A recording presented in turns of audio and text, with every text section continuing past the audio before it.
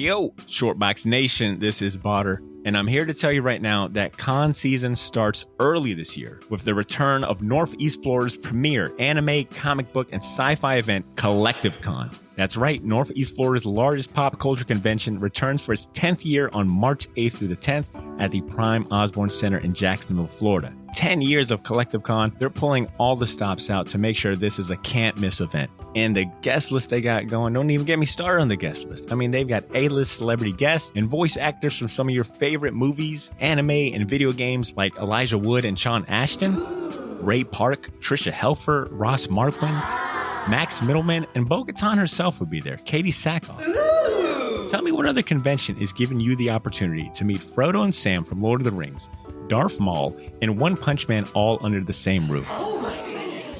Only at Collective Con.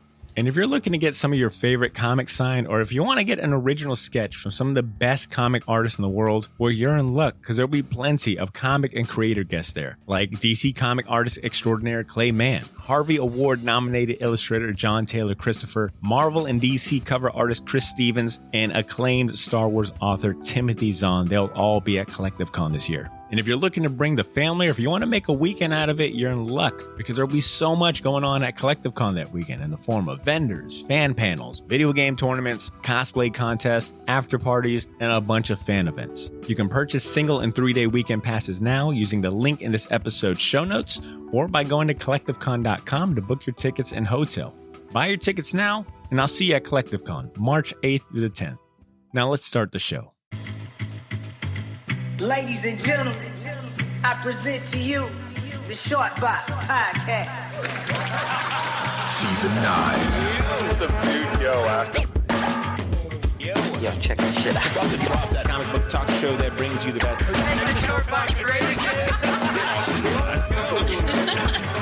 Shortbox Podcast is recorded live from Jacksonville, Florida. Yo, Shortbox Nation. Welcome back to the podcast. If you're new to the show, welcome. My name is Botter, and this is the Shortbox Podcast, the comic book talk show that brings you the best conversations about comics and pop culture inspired by comics. This is episode 413, and despite what I said last episode about taking this week off, I guess if I'm to further quote the Jigga Man, I can't leave the pod alone. The game needs me. And truth be told, I watched Godzilla Minus One for the second time in theaters this week, and that just overall inspired me to fire up the mics again.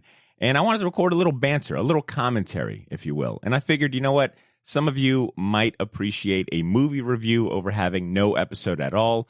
And for what it's worth, this movie, right now, if you ask me what's my favorite movie that I've watched this year, and I've watched a good bit of them, not all of them, but a good bit, I'd have to say this might be my favorite movie of the year, and I have a feeling, I got an inkling that might be true for some of you out there. Now, we'll see where this lands on my list when I start finalizing and doing my best of year list, but right now it's sitting at the top. So I've got a case of Godzilla fever, and I'm embracing it.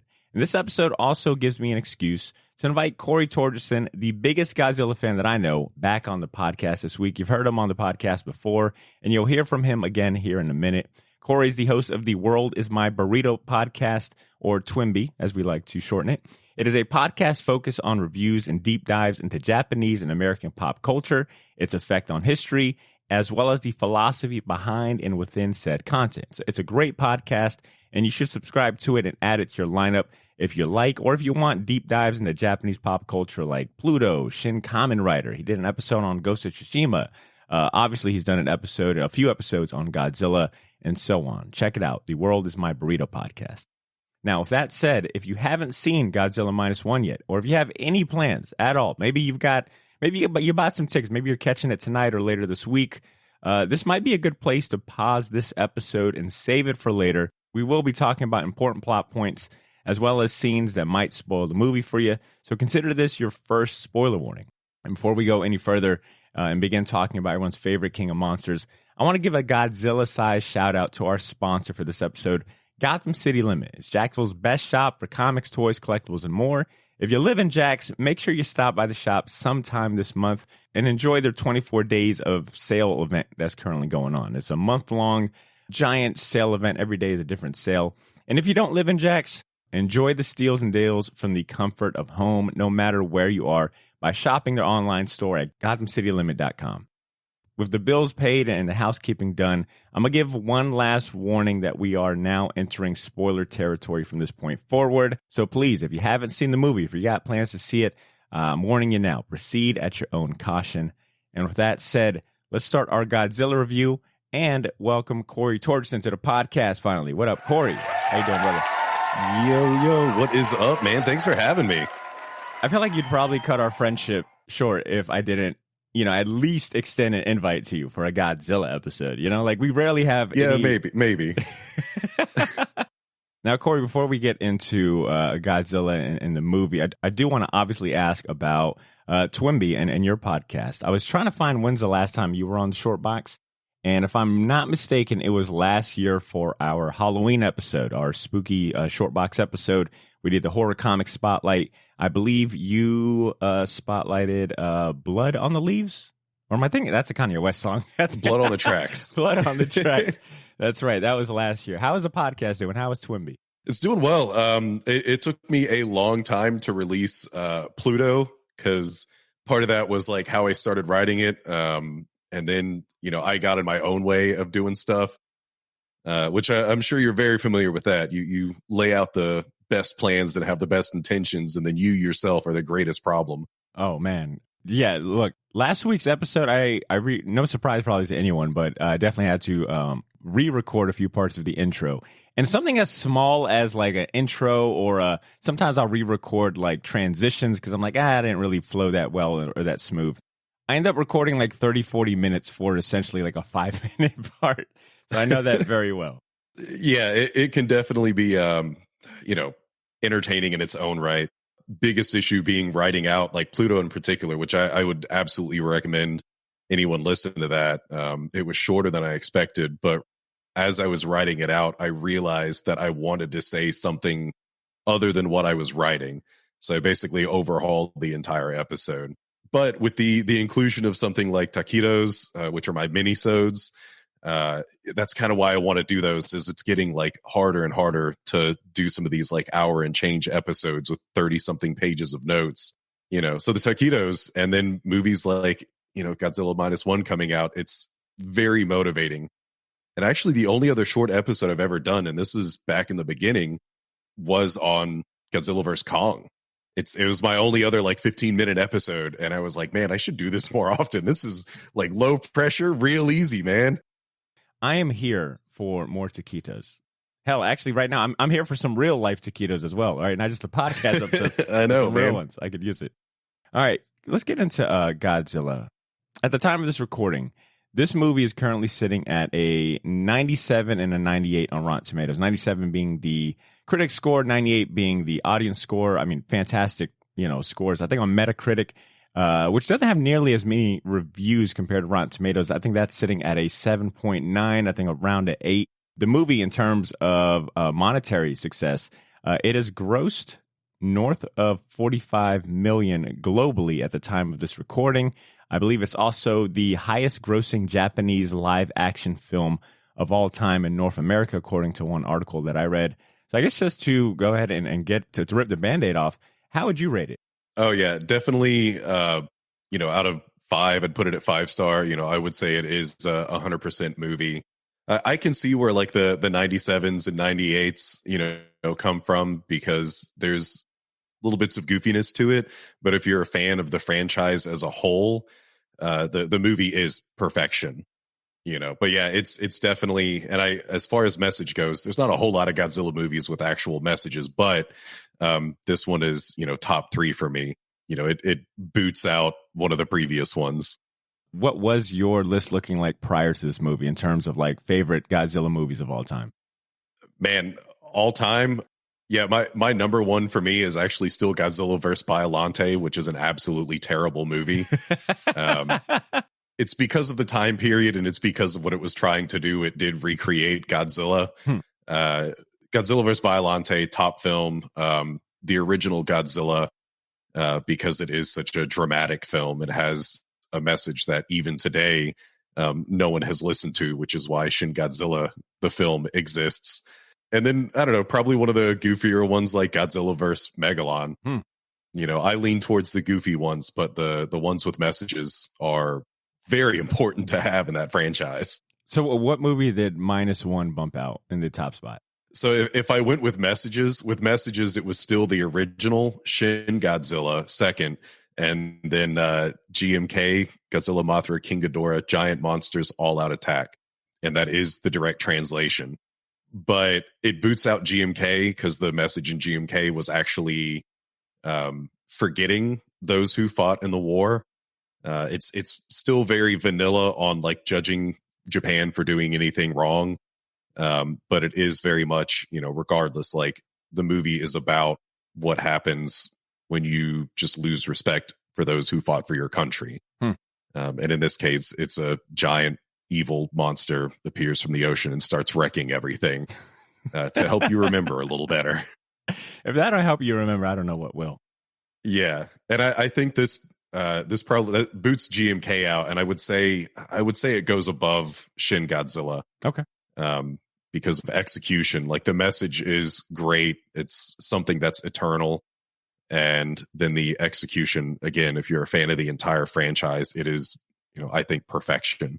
Well said. In retrospect, I don't think I had anything. I mean, even now, I don't think I have anything to complain about this movie. I've been thinking about the last, I've seen it 2 times in total, and I'm trying to think if there was any at points that took me out of it, that maybe dragged or just were not, impressive to me. And the list is very short. I mean, you mentioned that maybe there's definitely a scene that's rather wacky and goofy that might have maybe took me out of it. But even that scene, and I guess at this point we're in the spoiler territory, so we can share it. The professor in this movie, I think definitely is a little goofy and wacky at times, especially when he's like sharing his it wasn't the most genius idea in my opinion, but it was all that, it was desperation. It's all they had. So yeah, he was the man with the plan. But I definitely think that scene where, he's being very dramatic and overly kind of goofy might be the only thing that was kind of like, oh, this took me out of it. But even then, I thought it was funny as hell. I was like, oh, they know what they're doing. Like, this is obviously a callback to, something. And I'm sure like, Godzilla fans of your ilk appreciated like the callback to it. I didn't really have much to complain. And everyone that I saw the movie with, this was maybe the one movie where we didn't have much like negative things to say. Which brings me to my next question. I've seen it twice. I believe you've seen it twice now as well, right? Mm-hmm. And would you say it was just as good as seeing the first time or better, or did you feel like did it lose any of its impact upon the second rewatch?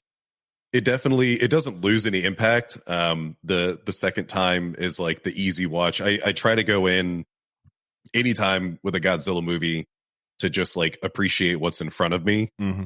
It's not to be weighed against other things. That's usually the second watch where it's like, now I've seen it. I know it's coming. I can look in all the corners. It's like, the same thing with a horror film, to look in the corners next time. With this one, I can look at more things. I can go into it easier. I can see if there's more Easter eggs that I missed the first time, and more of a brain shut off mode to see if there's anything on the surface that's like, wait, this doesn't actually make any sense whatsoever. Yeah. And the second watch is just as good. You don't have to think about the message as much because you've already experienced it. I didn't really pick up on anything Easter eggy. It's probably going to be a lot easier to rewatch than like Shin Godzilla was. Shin Godzilla is a dark comedy and nothing is funny. Minus One is like, man, this is just easy. It was the only movie where I remember, like, I never checked the time during the movie.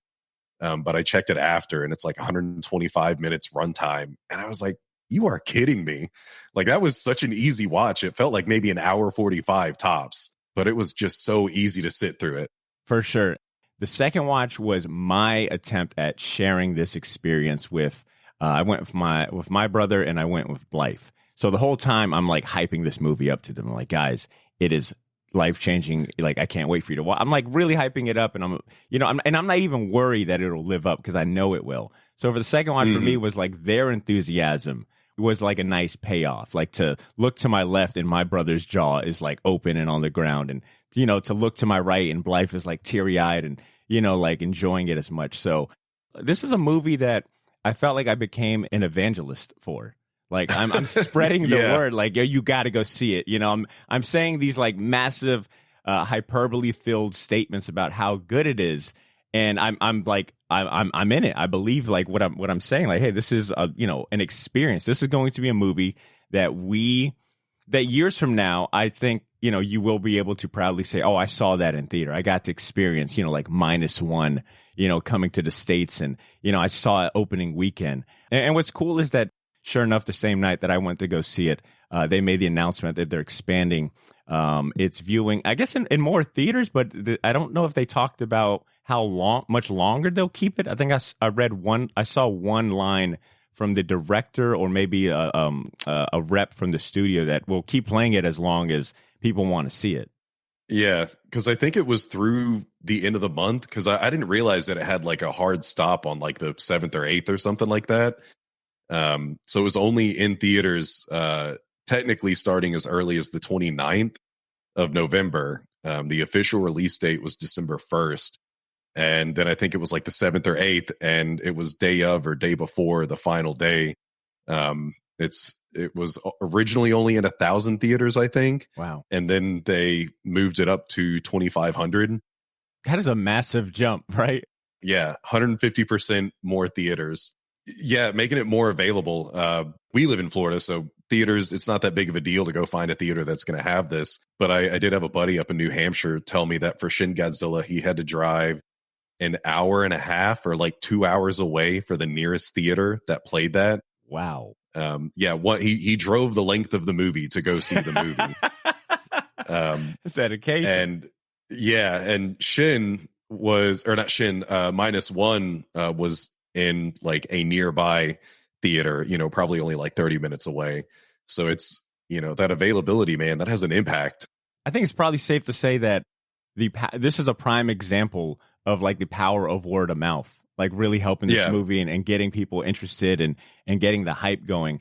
And you mentioned something about, being on Godzilla forums, which doesn't surprise me, right? Like I mentioned at the top, you're probably the biggest and most well-informed Godzilla fan that I know. So from that perspective, being a lifelong fan of Godzilla and the franchise, what's the temperature like for fellow Godzilla heads, like at this current moment? Like, is everyone excited that that everyone else is into the movie and is getting such high praise? Like, are even, I guess what I'm asking is, are even the diehards and, those snobbiest of Godzilla fans, are they just as excited and happy about the reception and the success so far?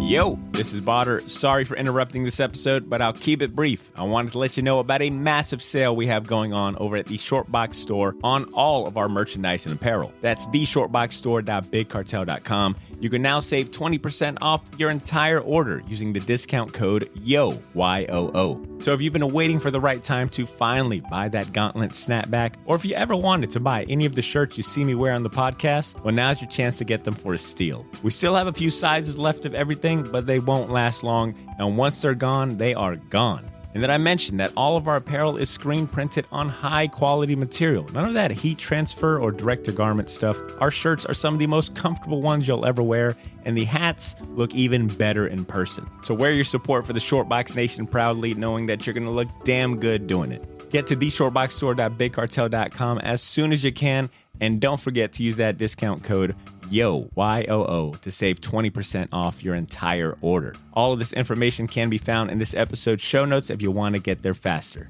Thanks for not pressing fast forward. Now back to the show.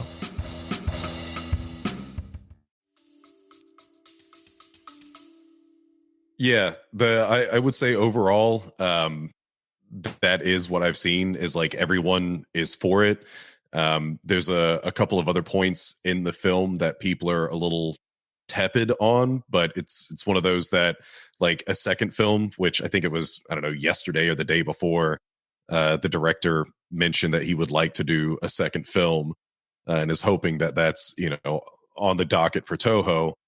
I think this movie will only get better with a second film. So I think anything that anyone has issues with in this film, and at greatest, they're all minor.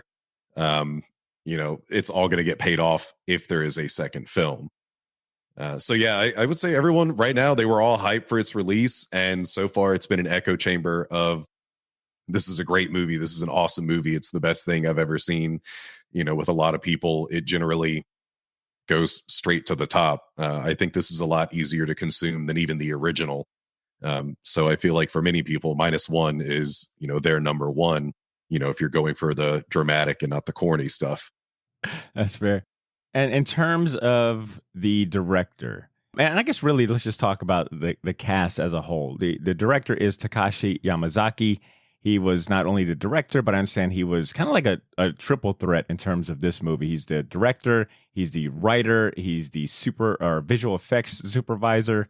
Were you familiar with any of his prior work, or really, I guess, and extending that to the whole cast? Were you familiar with anyone in this cast, in this lineup, prior to this movie? Any of their other bodies of work or other movies they've been in? So the director, I think I'd only ever seen one other film of his, and that is a movie called Returner from 2002. I loved it growing up. I haven't watched it in a long time, so I can't attest to its quality. But he is one of those directors that I've not seen but heard of a lot of the stuff he's done. Like he did Lupin the Third, The First is the title of the movie from 2019. I really wanted to see it, just haven't seen it yet. He did the Parasite, the Maxim movies, which is a horror manga and anime. Space Battleship Yamato from 2010. I don't know if I've seen that one or not. I got to double check because I've seen one of those films. But either way, it's one of those that it's like I was looking through everything that he's done, and it's like, man, I've almost seen a lot of these movies. It's so weird. The cast I'm not as familiar with. I don't recall there being really anyone from previous Godzilla films. Like this one, I think was entirely new people. They're not trying to throw in, cameos and stuff because they want it to be its own thing. They want it to be taken seriously and not weighed on, people who've been in a movie that may not have been the same temperature as this. So for the most part, it was like fresh faces for the franchise as a whole. Okay.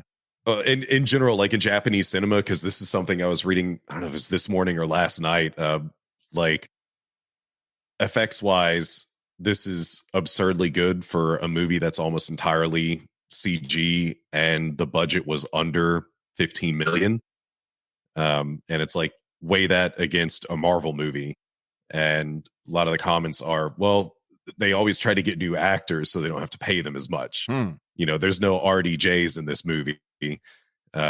Because God, paying him is like 3 or 4 times what this movie costs to make to have him in there. Yeah.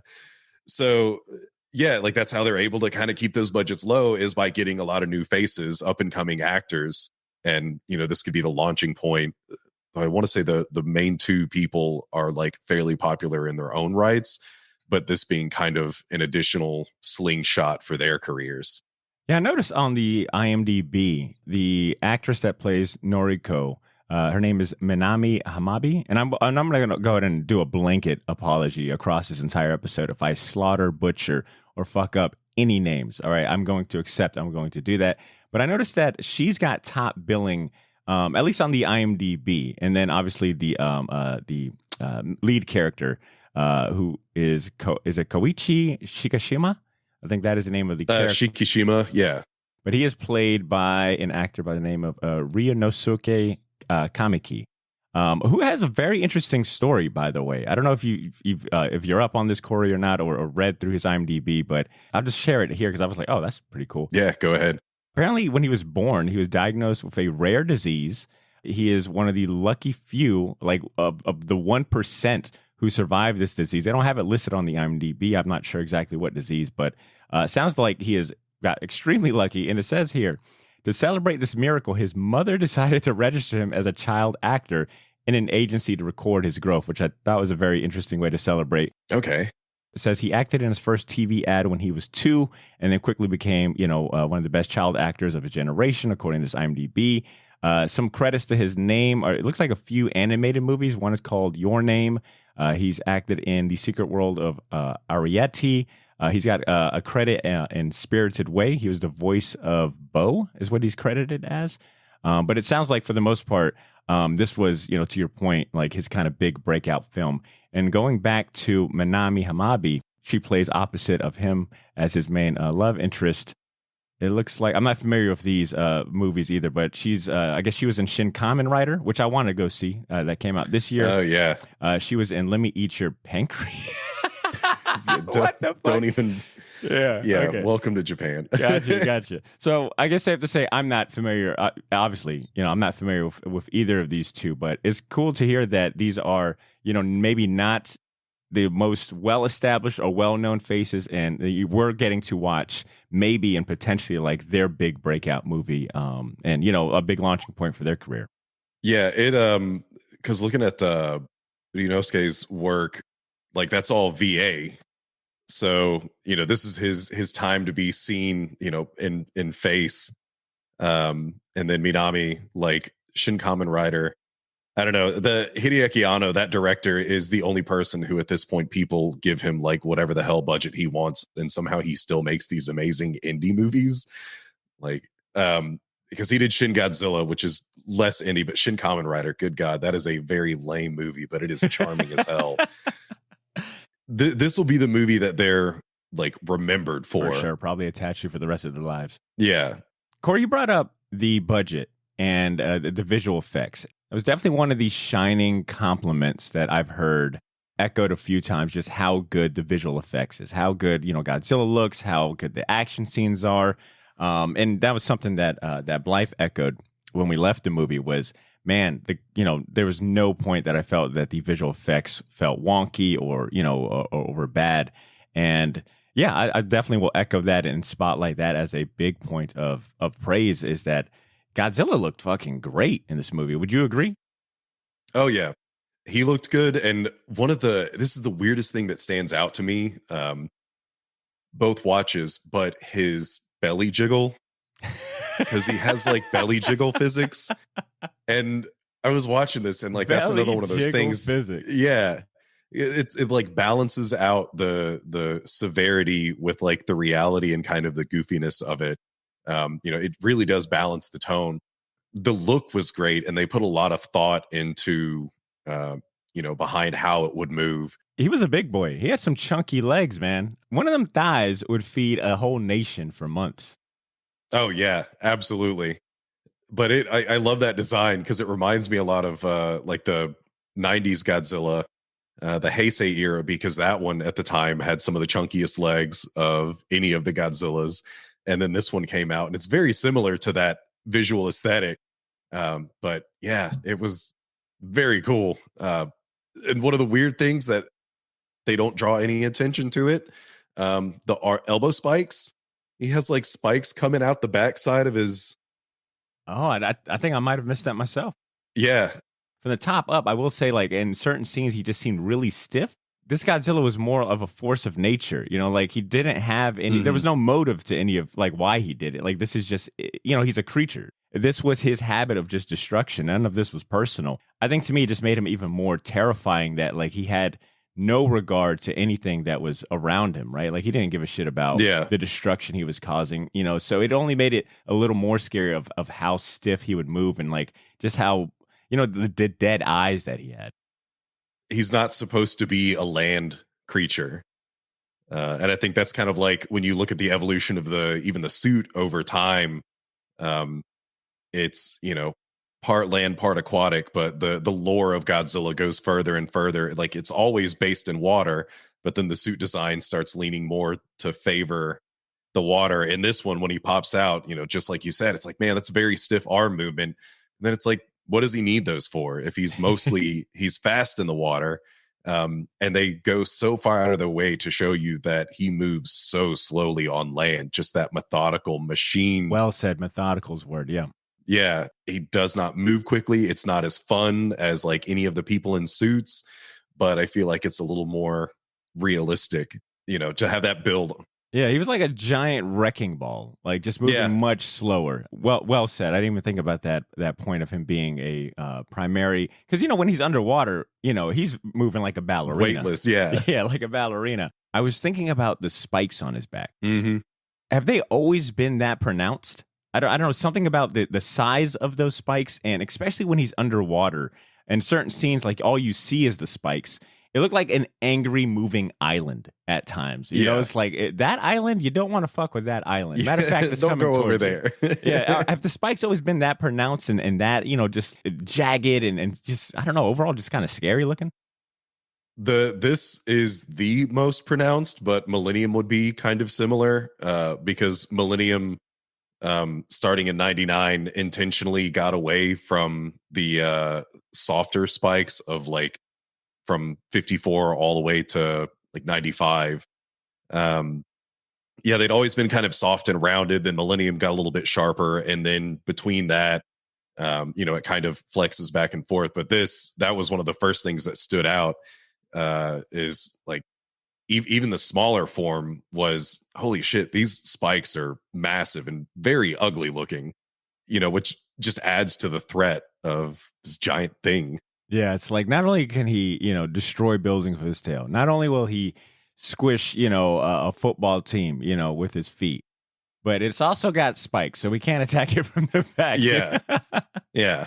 The battle damage throughout the movie was also like another cool feature to it as well. Like as far as like to the overall look of Godzilla and you know, this was not a pretty Godzilla. He was a big boy and he was not a pretty big boy. Like especially towards the end of the movie, the fact they kept some of the battle scars and he had certain patches that just didn't necessarily heal very well.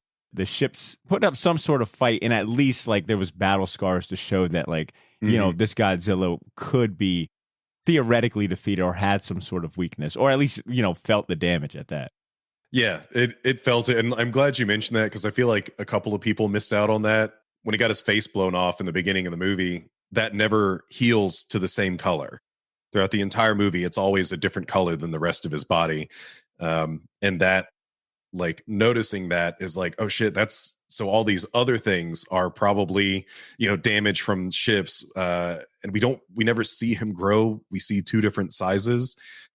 But I kind of only imagine that there's probably a growth spurt because it's taking down larger and larger ships. So in my mind, that's alluding to like, you know, it's growing and it is overcoming. It's able to take on bigger prey, which is why it has all those scars. Like some of those are, you know, probably from something dumb that it had to learn the hard way.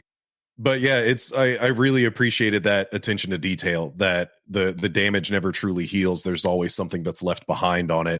I want to talk about scenes that stood out to you, like scenes that are still rattling around in your brain after seeing it twice. When you think about like those scenes and which ones still stand out, what come to mind for you? The main one, I was the only person in the theater that like exclaimed anything, was when the professor was straight up calling out Japan for how they treated their soldiers in World War II. Most people don't realize that there were other wars. Japan had other wars going on. World War II just kind of benefited them to like ally with the Germans and just be like, okay, you guys stay over there. Don't bother us over here. Because they were fighting in China during the Second Sino-Japanese War.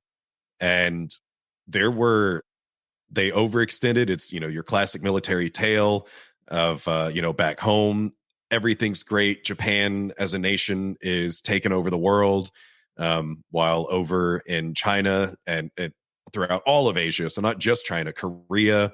If you ever look at a map, I'd recommend it, but they owned most of Asia. Like just Japan took over most of Asia by themselves. And a lot of that is just because of that overextension. They were having issues with supply lines, getting food all the way out, getting supplies all the way out. So people are, you know, dying while serving their country for perfectly problems that could be easily solved if they had not been just like, no, go, keep going, keep doing, keep killing, keep taking over. And when the war was already lost was when they were like, okay, now we need kamikaze pilots, which was straight up announced. And it didn't help at all. Like the war was lost. They just refused to give up. You know, it was the Japanese military government refused to acknowledge that this war was long since over. So that, like, mind blowing, because even a couple of decades ago, you could probably, I don't know, you wouldn't have gone to jail, but especially right around World War II, you probably would have been killed. Like if you were publicly talking bad about, you know, what the nation's doing, you know, at least beaten and have everything that you own, like removed from your possession. I mean, is it uncommon for Godzilla films to not be like overtly? I guess is it because it was overtly direct criticism about the Japanese government at that time? Is that why it stood out to you? Yeah, it's because it says the thing that everyone's thinking. Okay. Even the original film, like the original film is doing as much as it can to not blame anyone for any one particular thing. It's about responsibility with what we do with this power that we found. It's not even judging America. Like Ishiro Honda went way out of his way to ensure that America's never mentioned in the original film, and that no one is intentionally blamed, because once nuclear power existed, it was everyone's problem. But in this one, it's straight up judging Japan. And I'd mentioned earlier, like one of my other favorite movies was GMK from 2001. And like that movie is about not forgetting those who lost their lives in the line of duty. And then this movie is calling out the Japanese government for being the reason why so many of them lost their lives when they probably didn't need to. Because one of the most dramatic points is how much the neighbor is mad at Shikishima for coming back, because she's like, you're a kamikaze pilot. You were supposed to die for the country, and directly blamed him for that whole village getting destroyed. Even though he might not have ever been the guy going for whatever ship did that. So yeah, that stands out a lot because it's some big political talk that you couldn't get away with, Interesting, in a different era. This is what I like about you and your show. The nuance and attention to detail, especially when it comes to the historical context of things. Because if I was to answer the same question about standout scenes, all of mine would be the big explosions. Yeah. The town go boom. It was great. But on that, I will say the first blast we get from Godzilla. My God. Yeah. Dude, the first time I seen that, I was like, wow, they are really emphasizing it takes a while for him to charge up. Because it felt like that. Like 10 minutes. Yeah, it felt like, the spikes just kept going and going and going and going. And there's something about the way that Godzilla cocks his like whole body back. I think in that first blast, it might have been the set. Actually, he does it quite a number of times. But the first time he cocks his body back and just like, he's kind of like a fucking shotgun. He cocks it back and it's straight, like, whole upper body is stiff and that laser comes out. Man, incredible. How does this atomic laser breath hold up to other instances? Like, is this one of the best scenes that is this one of the best ways we've seen it done on the big screen, or is there other competitors? This is easily the best because normally it's just lighting, like the spikes stay where they are, and it's lighting that goes, from the tail to the back, or maybe it's just all the spines like flicker and then light up. They've done it a couple of different ways, but in this one, and it's because it's twofold. I was already losing my shit when you see the first tail spike jut out, and it's like, oh man, this is really cool. And then you watch, like I said, it's like 10 minutes. They show you every single individual spine, even going to the big ones, which also surprised me. I was like, there's no way it's going to be the giant ones on the back, which then jut right out. But then that was just the primer, and he's about to do the blast, and then like all the spikes cock in like a trigger, like they pull like a trigger, and then he blasts. And I was like, holy shit! Like this is, it's easily the best breath in the entire franchise because it's the best execution of something that's already existed. So it's both fun because you're like, the child inside is like, oh yeah, I remember this scene. But then, the adult in you is like, yo, he's just like, each one of those is a primer. And then they all like a single trigger go off at once. Yeah. Yeah. Incredible. And I think one of my favorite scenes, the scene towards the end where it's the final battle and he's like fully charged up and he's about to shoot his blast. This is after he's been dragged to the bottom of the ocean, brought back up. I love the battle scars that he's got, but he charges his blast one more time. And the way the camera like pans, like it kind of does like a wide pan and it kind of catches his entire body, but he's like, waist deep in water and he's basically like fucking yelling and he's all blue. Mm-hmm. That scene was, I mean, it's, I can close my eyes and see it. It was just like a big, like just a wow moment, like he's lit up all blue, he's fucked up, his eyes are just like beady eyes. Yeah. Oh my God. Yeah. That the atomic breath is fantastic in this movie. One of my favorite scenes for sure. And you know, Corey, I kind of got like a laundry list of scenes that stuck out. I guess I could say like the entire 2 hours worth of movie, but specific scenes that come to mind for me, and feel free to chime in. That opening scene, they waste no time showing Godzilla, right? I think like in the first 10 minutes, we definitely get him. You know, we get, you know, the story set up, you know, kamikaze pilot, kind of abandoning his duty. You know, we get to meet the mechanics on that island, and then a Godzilla attacks at night.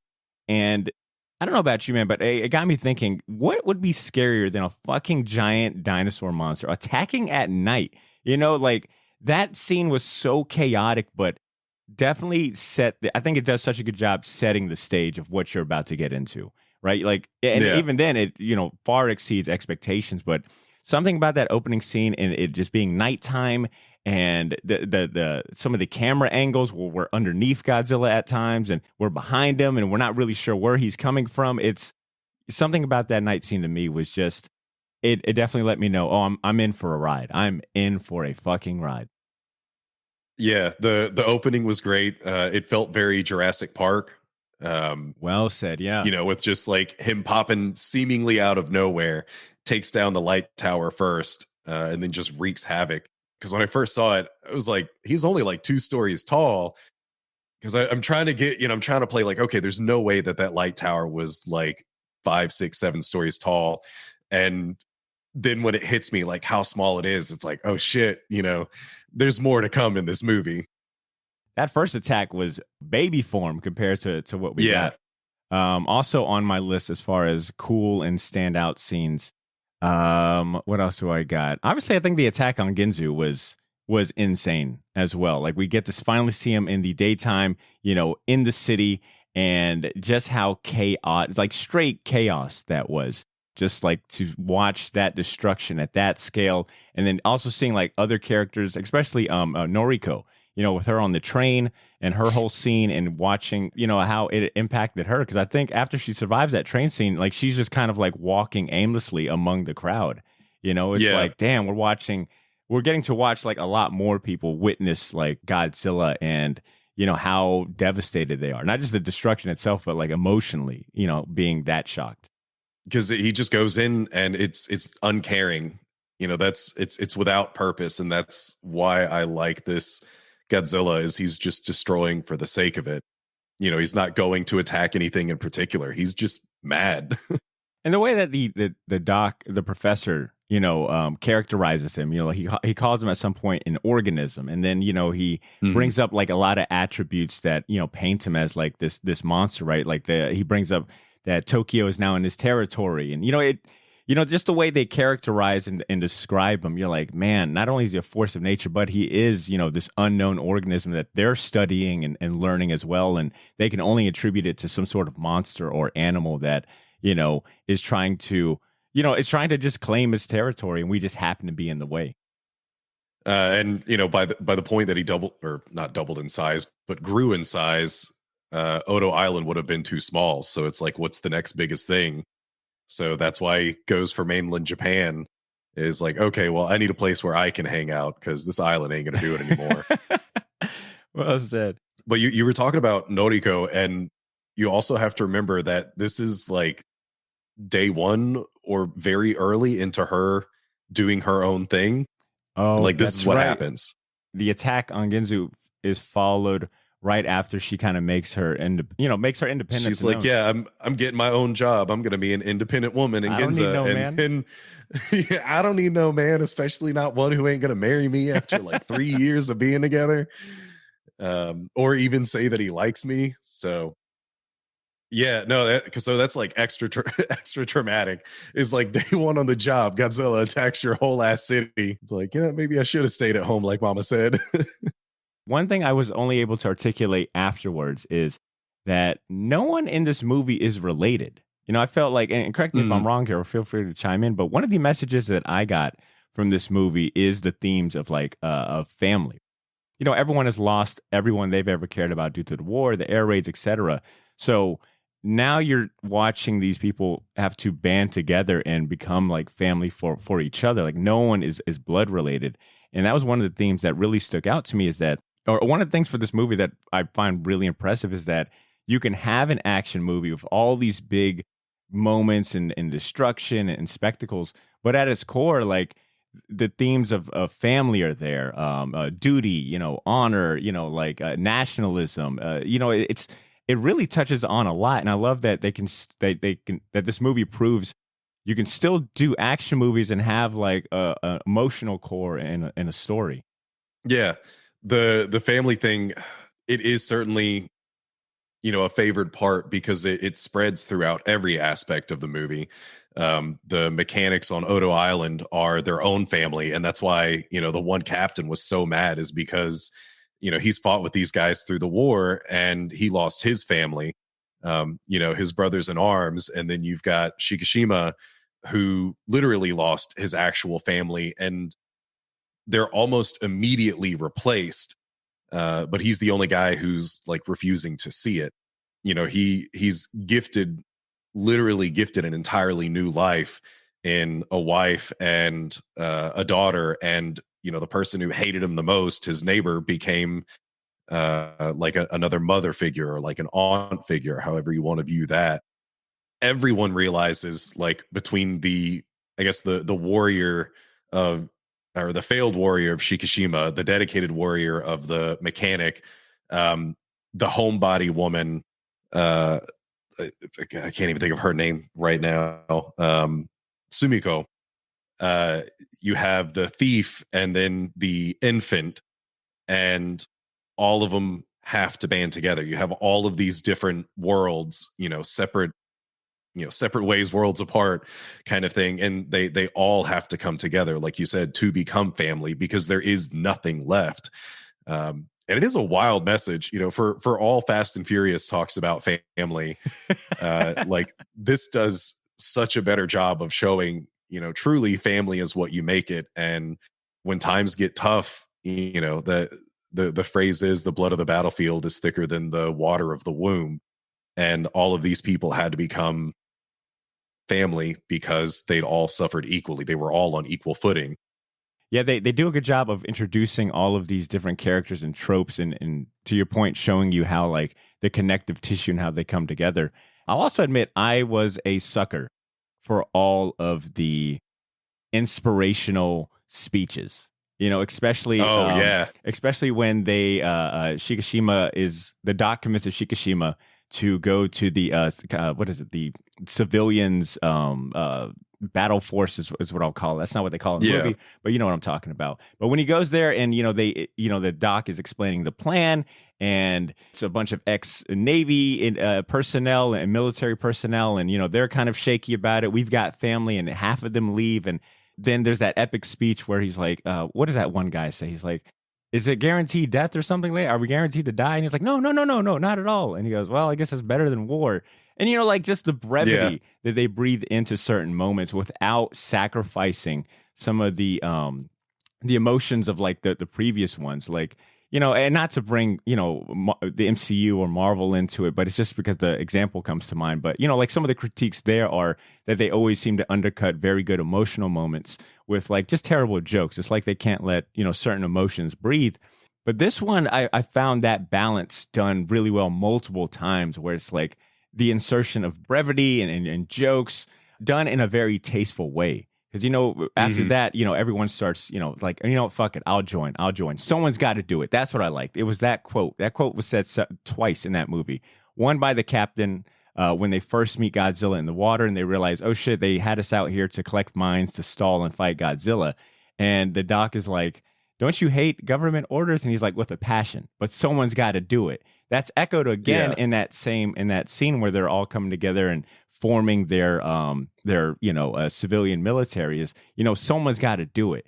I don't know, man. That shit just kind of got to me. And when the ex-Navy admiral is, he's like, he says, my friends, thank you. And he, gives them a bow. Dude, that shit got to me. I was like, sign me up. I'm enlisted. I've been out for a while, but I'm re-enlisted in the Navy military, or in the Japanese Navy, damn it. No, I imagine that, with you coming from a bit of a more military background, not a World War background, but, military background, a lot of that stuff has to hit a lot more. And I feel like a lot of those moments, they ring so strong, because you do have like all the people who say, well, it's got to be done, but then you have so many people left the building at the same time. Because one guy, I forget what his question was, but it's basically like, well, are we expected to do this, or do we have to do this? And they're like, no, like you can leave at any time. We understand, like you're literally still recovering from a world war. And they're like, all right, peace. And they all respectfully left. No one judged them. And it's like, it never comes back up again, because it's like, we get it. A lot of us have been through the same thing, and some of you don't want to do it again. But then you have that one guy who's like, it's better than a war, because he's like, man, I've been through so much shit that like at this point, fighting a giant lizard, like whatever, man. What else is life going to throw at me at this point? Like, you brought up on your episode that our main character, Shikishima, technically fails to save people on multiple occasions, right? Like he fails to do his duty as a kamikaze pilot. He fails to save the mechanics on Odo Island in the beginning. He, I think, fails to, defeat Godzilla when they first meet him on the boat. Like, there's a lot of instances of him just like failing to save anyone. It's not until like the very climactic ending that he fulfills his destiny and becomes the hero that he was meant to be. But I guess let's talk a little bit about the character, because his characterization in the vehicle to tell us his story of him as a kamikaze pilot was very interesting and unique. Off the rip, like it made me think like, oh wow, this is going to be our lead character, a disgraced kamikaze pilot, and to watch his character arc and how much tragedy they inserted in his life. I guess, how did he resonate with you? Was there any scenes that really spoke to you about him or made you, root for him?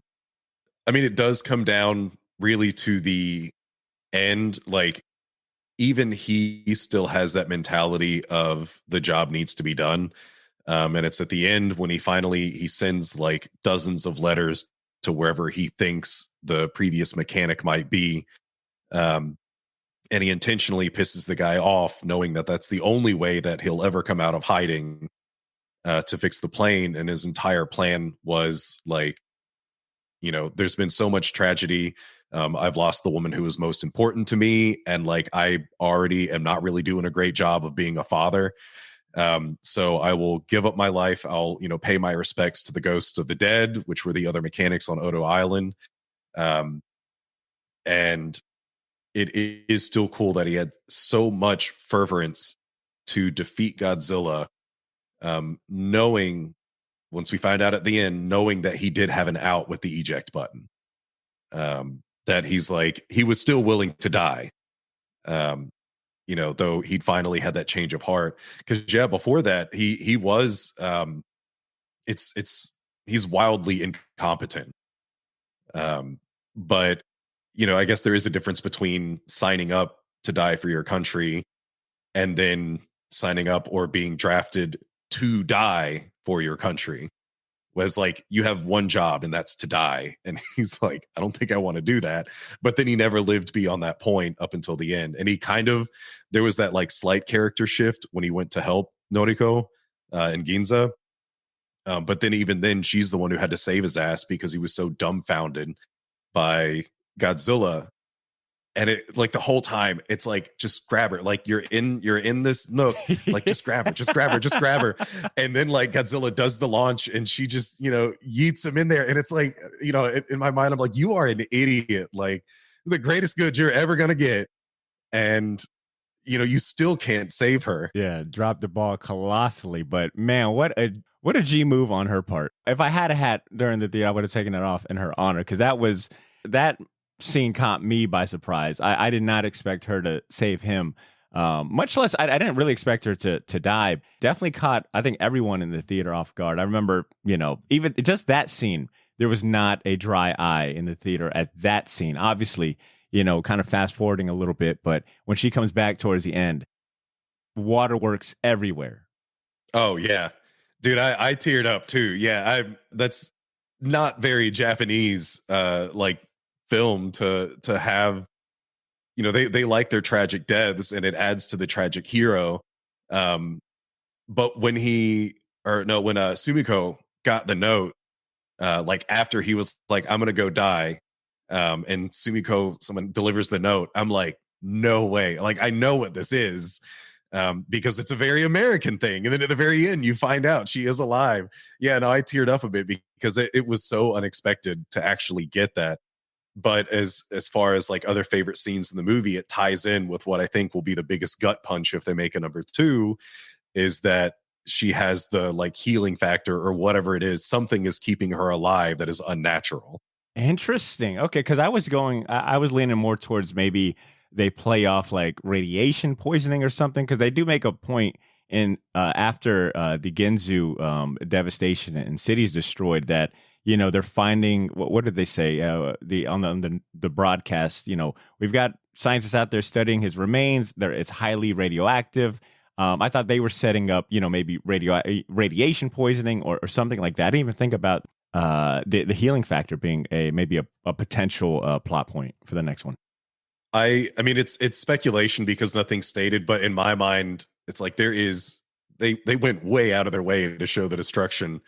And there is no way that she could have survived that, you know, with a human body, because she went both ways. Like they did the full atomic blast where it's blast out, suck in. That second part, I didn't even account for that. So when the force pulls back in, I let out an extra, oh my God. This was one movie I was not ashamed about, like exclaiming some stuff. I think in the first watch, I definitely let out a holy shit, like an audible holy shit, because I just could not contain myself. And I think another moment that put a big old smile on my face was that last scene, right? I mentioned like, maybe the most menacing he looked to me, Godzilla, at that was, you know, right before his last atomic blast, where everyone's thinking like, okay, this is it. I think the whole movie goes silent. You know, everyone on the ships are basically like, you know, embracing that they're going to die.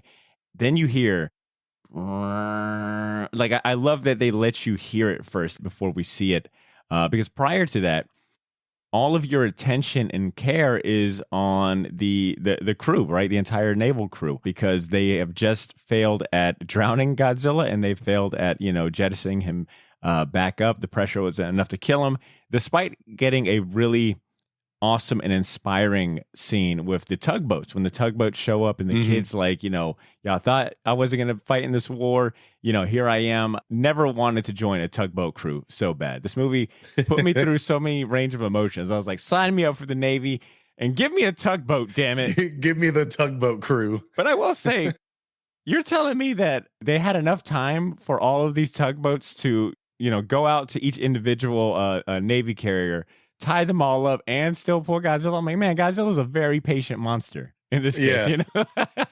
I like that, because I did notice that the first time, where it's like a lot of time just passed. It's like half an hour of them looping all those tugboats onto the, you know, bow of the ship. Yeah. And it's like, okay, they went out of their way to say that he wasn't doing anything, he wasn't moving anywhere, and then it's just like a half hour blips by.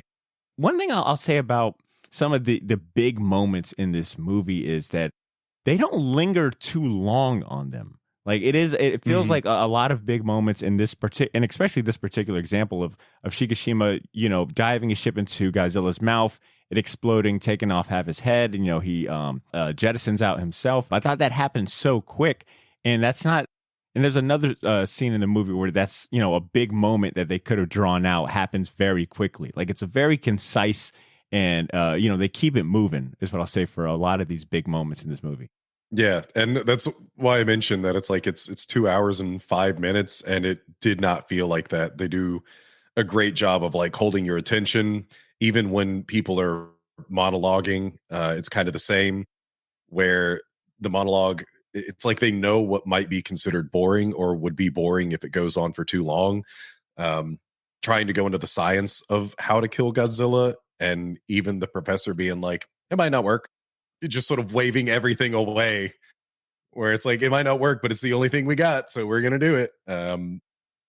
But everything from like the action sequences to, you know, monologues and dialogues, it's just like they hold everything just long enough and then find a way to like release it.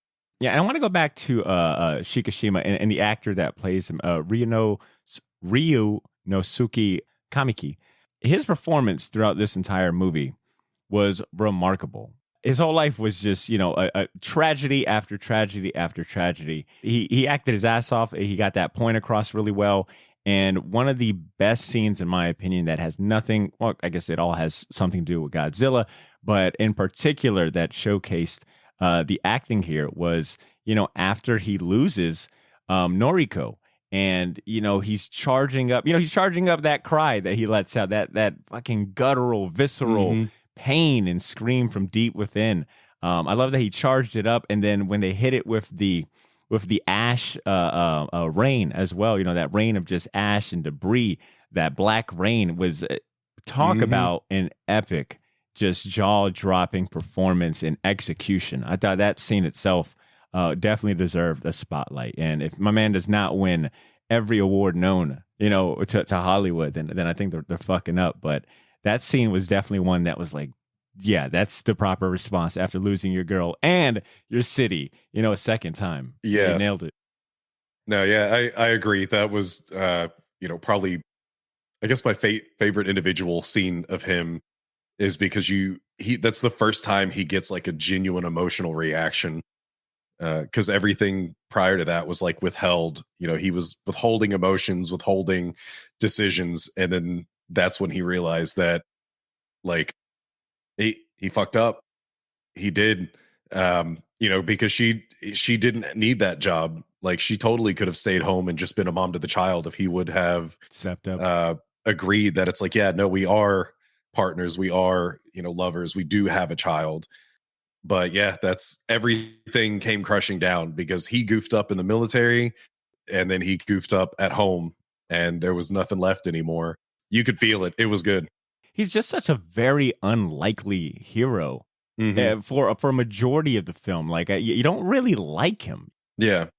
He's an unlikely hero because you don't necessarily like him, but you kind of understand some things. But then he's also relatively, like, rather unstable, right? Like, his PTSD is very apparent in this, and his own grip on reality was something that they spotlight, right? Like when she's consoling him, I think he has like these outbursts like twice or three times in the movie where, and I guess credit to the actor, to him being able to portray like just that disattachment with reality and what PTSD looks like in this case. But, when he's asking, like, is this even real? Like, are you real? Maybe I'm, dead and this is, my punishment. Makes for a very gripping, character to kind of like go through the experience with. And I think that's why that his big moment of retribution and, fulfilling like his journey and becoming that hero was such a great payoff. It's something about watching his parachute open in that last scene. There is a sigh of relief, like, damn, he gets to live again. And he got to fulfill, and make his family and his girl proud and everyone proud of who he was. I think what I'm getting at is great payoff to a character that was so agonizing to fucking watch and, connect with. Aesthetically, like, he's not an ugly guy, but he's also not like the most, handsome Chad out there. And they pick someone who is visually as strong as he is weak. Like, when he's determined to do something, you can feel it in his face. Then when you see him kind of like wandering through life during and after, like immediately after World War II, he exists almost as a ghost, where it's like, this guy is just wishy-washy. But I can't imagine what that would be like emotionally to kind of go through this life of like extreme. You're a real swell guy and you're doing all the right things and everything is going wonderfully, but all of those are also tainted with, a downside and something that could be viewed as like an evil of like letting people die that he could have saved, to just have that hanging over his head all the time. That saying comes to mind from it. That saying of the road to hell is paved with, 1,000 good intentions or some shit like that. He is a prime example of that. His life was a living hell, despite him always just kind of, his heart was in the right place, but, it's like his incompetence in certain moments, like, had big, unfortunate prices to it. So what's next? Is there any announcements or anything else coming out that'll fall underneath this era of Godzilla? So far, the only other thing is the director saying that he would love to make another movie. They're doing these annual like shorts. I don't know if you've looked into or seen those, but it's usually when they do an American release of something. They didn't do it for Minus One, but like was it this year or last year? I can't remember. They brought an older Godzilla movie back into theaters and they played a brand new short. But there were two that came out there. One of them is all CGI, and it is actually a sequel to or continuation of the Heisei era from the 90s. And then the other one is its own unique continuity where they're essentially recycling old Godzilla suits, and in some cases making new ones, but it's actual live action people in monster suits. And these are like 5 minutes. But they're only ever shown at like film showings. And then the most recent two, it wasn't a film showing, it was for G Fest of this year. And they did fortunately release them on YouTube so that everyone could watch them. Right now it's kind of up in the air. It's like those sort of came out of nowhere. I'd never heard anything about them. And then one day they were just they released them on a live stream like 2 or 3 years ago. Toho was doing something. And originally that was the only way that you could ever see them, was like if you had attended this live thing they were doing. How much oversight does Toho have over like the American Godzilla market and franchises and movies that we see? Like, do they have the same level of input or restrictions in place for something like, like the recent, Godzilla King of Monsters movie, or like this upcoming Godzilla and Kong, The New Empire? Like, do they have their hands in the American stuff? So if it functions like still the same way that it always has, even dating back to like the 98 Godzilla, Toho gives them a list of like cans and cannots. And a lot of those are actually on the design of Godzilla. But yeah, they'll essentially give people a list of you can't, or I guess it's not even a can, it's just a cannot. It's like a couple of things like you can't do these things. Godzilla does have to have 3 rows of spikes. That's actually like a contractually obligated thing. Like he has to have 3 rows of spikes. That is what makes Godzilla Godzilla. So even the 98 one, while it's like different, it's still 2 outside and 1 inside. So he still has the 3 rows of spikes, but there are a few cannots, I think, in how the monsters, I would say in how they act, but I feel like they're just kind of letting Legendary do whatever. Maybe that also added to the experience for this movie, was that I'm so used to watching like American Godzilla films. Like, who hasn't watched 1 or 2, and especially like these recent ones have kind of got my attention back. But I won't say that they're super memorable for me. So I wasn't sure what to expect with this one. I think maybe I went in with the expectations it'd be something similar to the rest that I've seen, and I guess that's what made for such a pleasant surprise, is that by the first 10 minutes I was like, okay, this is clearly such a different movie, just from the fact that it's an all Japanese cast. It was the first time I really got to experience something of I guess maybe like the truest form of Godzilla out there, outside of like some of the older movies I used to watch with my dad. And maybe I wouldn't have been so surprised had I watched Shin Godzilla prior. Yeah, I guess I'll leave it at that, is that compared to the American movies, this one blew it out of the water. And I left thinking like, I will never watch another Americanized bullshit Godzilla ever again. Japanese all day. Yeah, they're doing this, they have great themes on it. The American thing, what I'm appreciating about Legendary is they're finally making American movies. So like the quick spiel is Godzilla 98, Godzilla 2014. It's like they're trying to be Japanese, but they don't have that Japanese soul or that Japanese like brevity behind them.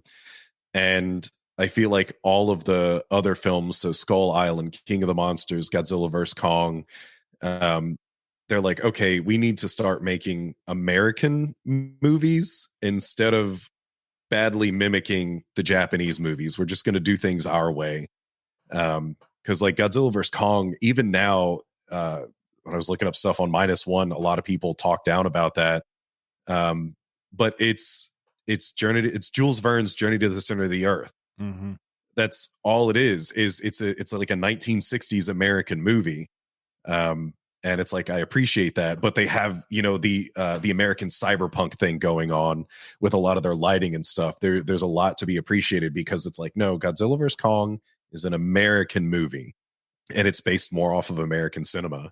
And like the upcoming one, there's a couple of shots that it's like, I think we're doing Planet of the Apes, with all apes. And like, if we do that, I'm going to be so happy, because like, I love that series. I love that franchise of movies. And again, we would be going back to like making American cinema with these characters. Like, Toho gave America the rights to deal with their characters. So do your own thing. Don't try to be Toho. So it's not going to have the same brevity. It's going to have different messages. There's going to be a different type of goofiness, because it's American movies. They're not Japanese. Well said. In terms of looking at legendary and new Godzilla content and movies coming out, briefly mentioned Godzilla and Kong, the New Empire. The trailer came out earlier this month, but then also Monarch Legacy of Monsters also debuted on I think it's Apple TV. Yeah, Apple TV as well. Are you excited about any of those two, or do you got anything to say in terms of like the new Godzilla stuff? I haven't seen Monarch yet. I don't have Apple TV. I'm gonna do that thing where like I wait till it's done and then get 1 month subscription and then watch all of it. Genius. Yeah. Love that. That's a personal favorite hack, cheat code for me. Yeah, life hack right there, man. Just binge it all in 1 month. But so far it's getting great reviews, and all the people I know on different levels of Godzilla fandom, everyone seems to be singing its praises. And you've got Kurt Russell in it, right? Oh yeah, yep. Yeah, so it's like I don't think you're gonna go wrong with something where Kurt Russell wants to be a part of it. But the new Empire I'm really excited about, because again, I feel like with King of the Monsters and Godzilla vs. Kong, I feel like America is finally nailing like what we want to do with Godzilla. So now it's our franchise. We have our own thing, and as usual, because it isn't out, everyone's up in flames over what they've seen, and how like the negative comments of like, oh, it's just going to be dumb or goofy. But it's like, man, it's going to be what it is, and like I'm excited for it because it looks goofy. It's like, are we finally getting our own like identity? Goofy, yeah, like late 60s, early 70s goofy Godzilla. Like, are we finally hitting our own, this is our thing now? So I'm excited. I'm looking forward to it. I can't wait to see Monarch when it's actually done. And then what is it, April 14th is the new Empire. Oh wow. And yeah, okay, that it has been upsetting a lot of people in general, because they're like, yeah, it's coming out next year, and everyone's like, well, what is it? For like a year now, it's like, what's coming out next year? And they only just dropped the trailer. So now, like 5 months prior to release, we get a trailer. Yeah, I'm sure it'll start ramping up once the -1 dust has kind of settled. Hype, yeah. Just thinking about the entire franchise and all the different movies. I think for new fans that are looking to dive into the Godzilla franchise, I think that could be a little intimidating. I know for me, when I was looking through how many films, this -1 is what, the 33rd movie or franchise, or 37? It's more than that, because I think Shin was like the 33rd. Actually, I pulled it up. Wikipedia says it is the 37th film in the Godzilla franchise. 37th, yeah. Toho's 33rd Godzilla film and 5th film in the in the era. So, long story short, my question comes down to, where do people go after here? Do you have any recommendations in terms of other Godzilla movies that people should make a conscious effort to watch, or maybe if you want to insert any of your personal favorites that you would recommend? I gave a list out the other night. So the absolute easiest pick of all of them is Godzilla vs. Destroya. It was the final film of the Heisei era in 95. There's so much taken from that movie. The Godzilla design is very similar to that era. That movie has burning Goji, and this movie has frozen Goji. How Godzilla dies is kind of very similar in a way. He has to get frozen, and when there's like light poking out of his body in Minus One. That's also very similar to the visual effects they used, in on Burning Godzilla when he was dying. GMK from 2001, Godzilla Mothra King Ghidorah, because there's a lot of similarities there as well with just like how the sheer evil of Godzilla. And then I would say like the original, the original, because you have to get that drama.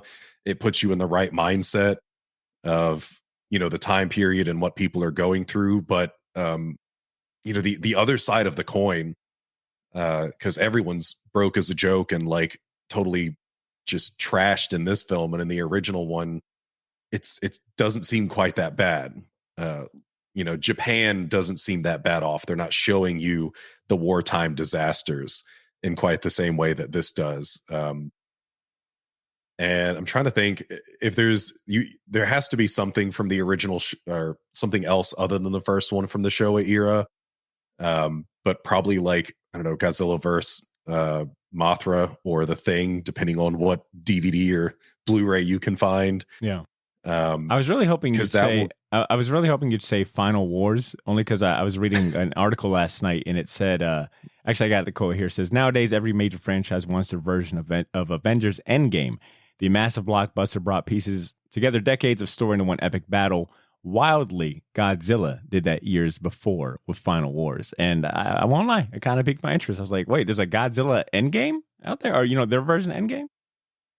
It's kind of, because it's they have a couple of the Destroy All Monsters types of movies. The first of which is Destroy All Monsters, where it's just everything pitted together, but not as many of them had as much of a following at the time that released. So yeah, Final Wars was rewarding because you also get the American 98 Godzilla in there. You get all these updated suits that are really badass. But it's like, it is a great movie. It's a very fun movie. It is a very like, have a beer and some snacks with your buddies while you watch it kind of movie. Because you'll probably be laughing your ass off through most of it because it's just fun. All right. But it doesn't have that connective tissue because it's not even technically related to the 5 movies that came before it. I've definitely got my homework cut out for me. Like I said, I got the Godzilla fever, so I'm trying to capitalize and strike while the iron's hot. But Corey, do you have anything in closing that you want to say about Minus One that maybe we didn't get to? Yeah, I turn it over to you if you got any closing remarks. Man, I think I've said basically everything. Yeah, and you helped kind of bring out a few other points that I didn't make in my own little taquito. No, it's a phenomenal movie. I'm loving that we now have 2 Godzilla films that are super serious. I hope this movie gets a sequel because I want to know what the director had in mind. Toho's not very solid on doing sequels a lot of times, particularly with the same director, at least in the modern era, because like Shin is set up for a sequel, but it's never going to happen. And this one I hope does. And, I do hope that there's like a resurgence I want them to start doing movies like fewer than once a decade, like we finally got like a good couple of movies in a short time and they weren't all American. So I would like to see the franchise start anew and maybe eventually get into that slightly goofy thing again. I'm loving the severity, but you can only watch the same depressing story over and over again so many times. But yeah, I hope of all of them, like I really want this one to get a sequel. I don't really care about Shin getting a sequel. I really want this one to get a sequel because I think the director's extremely capable of handling it. Well said. I'll echo everything you said and just reiterate to the listeners. I guess I can't really reiterate this because this was such a spoiler-filled movie. I would hope that if you're listening, you probably watched the movie. But you know what? What I will say is encourage someone to go watch this movie. And especially express that this movie is best experienced in a movie. I really think this is that cinematic experience that we all talk about when we talk about going to the movies and, being in love with just like the theater and all that. This movie is a must watch, in my opinion, in the theater. The bigger the screen, the better. I saw it in both Cinemark XD and IMAX as well, and neither one of them disappointed. So this is one of those times where it's worth paying, just a little extra to get, the bells and whistles when it comes to your theater going experience. But I've been telling all my friends about it, and I hope that that you as a listener, you enjoyed our commentary. Maybe there were some points that we made that you didn't think of, or maybe some ones that you've got to add as well. But overall, I think this has been one of the funnest movies I've seen. This has been one of the most eye-opening ones, one of the most emotional ones I've seen. Overall, it was everything I wanted that I didn't know I wanted to when I first sat down. So pleasantly surprised that I got to go. Just overall, just really impressed that they were able to take an existing franchise that we've all seen. We all know like the basic premise, right? They're not reinventing the wheel per se, but the unique style that the director and the cast brings to it really brings it to life. And I think this is a great example of being able to repurpose and bring something fresh to decades old property. And one hell of a movie. And I would not be surprised if it stays at the top of my list when it comes to best movies I've seen. Once again, fantastic movie. Hopefully you guys agree. Corey, I cannot tell you how much I appreciate you hopping on and recording nearly 2 hours. We thought this was going to be a short little quick strike episode, but getting to hear about Godzilla franchise and the history and its impact from someone that reveres it like you really meant a lot. So thank you for that. Do you want to plug The World's My Burrito podcast? What do you got coming up for the podcast? So I have to do a part 2 on Pluto. Because of one of the characters had a lot more brevity behind their story, so I ended up being like, okay, this needs to get stripped out and put into its own thing. And at this point, it's probably a little too, I don't know, I might still try to do something special for Christmas. I've got more novel and manga crossover stuff, so I'll be doing a little bit of Junji Ito in the near future.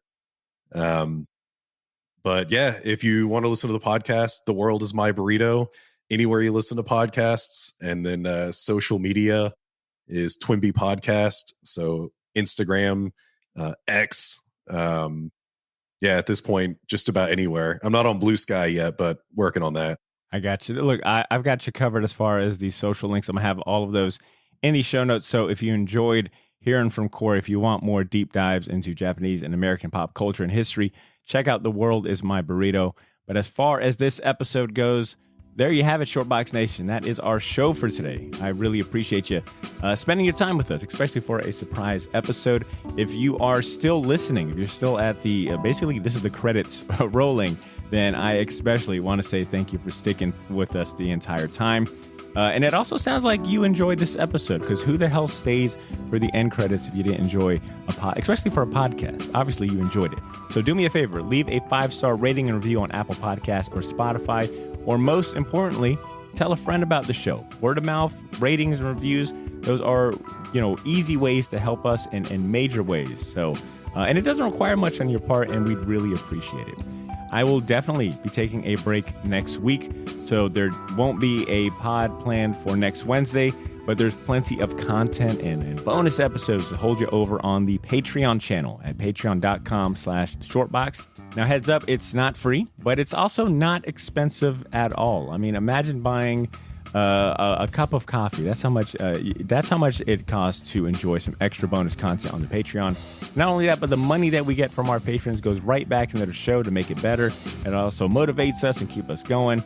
And you get a bunch of perks and rewards in return, like early access to all of our content before anyone else.